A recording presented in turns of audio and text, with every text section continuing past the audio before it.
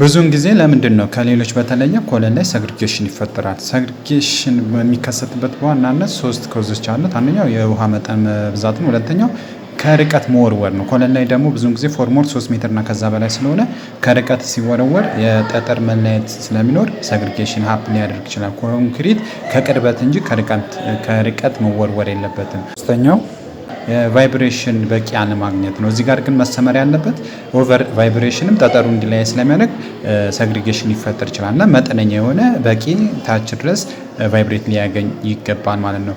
የሰግሪጌሽን መፈጠር እንደ ቀላል እንደ ዋዛ ማንመለከትበት አንዱ ከሱ ጋር ተያይዞ ሌሎች ኮዞችንም ስለሚያመጣ ኮሪዥን በሉት ካርቦኔሽን በሉት እንደዚሁም ደግሞ ኮንክሪት አቅም መዳከም ስለሚፈጥር እንደ ቀላል ልናየው አይገባም። በምን መልኩ ልንከላከለው እንችላለን ካለን የውሃ መጠንን በመመጠን እንደዚሁም ደግሞ ከርቀት የምንወረወረውን በመተውና የቫይብሬሽን በቂ የሆነ በመስጠት ልንከላከለው እንችላለን ማለት ነው።